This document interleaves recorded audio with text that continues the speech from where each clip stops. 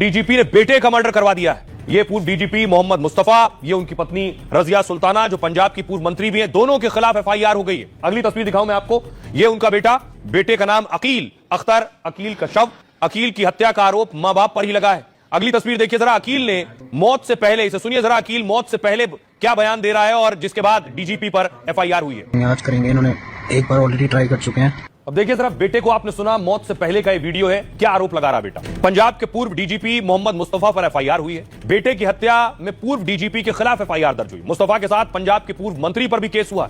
पूर्व मंत्री रजिया सुल्ताना पर बेटे की हत्या का केस है। मुस्तफा के बेटे अकील की 16 अक्टूबर को मौत हुई। पंचकुला में हुई इस मौत को दवाओं का ओवरडोज बताया गया, लेकिन एक वायरल वीडियो के आधार पर पिता मां के खिलाफ केस दर्ज हुआ। मुस्तफा रजिया के साथ उनकी बेटी और बहू को भी आरोपी बनाया गया है। अकील की मौत के बाद उसका एक पुराना वीडियो आया जो मैंने आपको सुनवाया। यह वीडियो उसकी मौत से पहले 27 अगस्त का बताया जा रहा है। इसमें उसने अपने पिता के खिलाफ गंभीर आरोप लगाए। अपनी पत्नी के साथ अवैध संबंध होने का आरोप लगाया बेटे ने। अवैध संबंध का पता लगने के बाद मेरी हत्या की साजिश हो रही थी, वो ये कह रहा है। परिवार के लोगों को इस बारे में बातें करते सुना उसने। वीडियो में झूठे केस में फंसाने की साजिश रचने की बात कही। बीएनएस की धारा 103 1 और 61 के तहत केस दर्ज किया गया है। बीएनएस की धारा 103 1 पुरानी धारा 302 के जैसी है, मतलब हत्या का केस दर्ज हुआ है। इस मामले में फांसी और उम्र कैद की सजा का प्रावधान है, जुर्माने तक का प्रावधान है। बीएनएस की धारा 61 में 2 से ज्यादा लोग अवैध काम की साजिश करते हैं, इसमें 6 महीने तक की कैद या जुर्माना दोनों हो सकता है।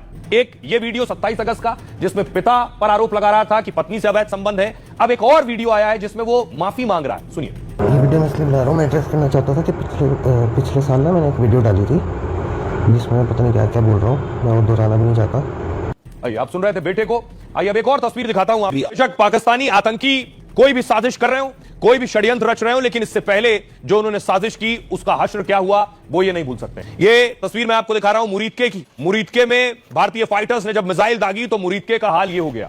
इसलिए ये तस्वीरें जब जब आतंकी देखेंगे तब तक उन्हें ये इल्म होगा कि ये गलती नहीं करनी है। अच्छी खबर यह कि भारतीय फाइटर्स ने मुरीदके और भावलपुर का यह हाल किया। यह तस्वीर कल की है जब एयरफोर्स ने जारी की। दिवाली के मौके पर भारतीय एयरफोर्स की रैंकिंग बेहतर हो गई है और दुनिया में टॉप 3 में आ गई है भारतीय एयरफोर्स। आपको बताऊं, दुनिया की हवाई ताकत में भारत टॉप 3 में आ गया है। तीसरे नंबर पर पहुंच गई है भारतीय वायुसेना। भारत से आगे अब सिर्फ अमेरिका और रूस है पहले और दूसरे नंबर पर, जबकि चीन की हवाई ताकत पहुंच गई है चौथे नंबर पर। पाकिस्तान का दोस्त है। भारत के पास कुल विमानों की संख्या बेशक चीन से कम है, लेकिन भारत के पास 1700 एयरक्राफ्ट हैं, चीन के पास 3700। लेकिन भारत की ऑपरेशन यानी इस्तेमाल करने की क्षमता, भारतीय वायुसैनिकों की क्षमता कहीं ज्यादा बेहतर है। भारत के पास बेहतर हथियार प्रणाली और ट्रेनिंग सुविधा है, यानी जंगी हालात से निपटने में भारतीय वायुसेना कहीं बेहतर है। इसलिए जिस रैंकिंग में चीन को करीब 64 अंक मिले, उसमें भारतीय वायुसेना को 69 नंबर के साथ तीसरी पोजीशन मिली है। भारत की बढ़ती ताकत से चीन का सरकारी मीडिया परेशान है। ग्लोबल टाइम्स ने लिखा, इसे गंभीरता से नहीं लिया जाना चाहिए। असली युद्ध क्षमता ही सेना की असली ताकत दिखती है। कागज पर दिखाया गया आंकड़ा ताकत का पैमाना नहीं है।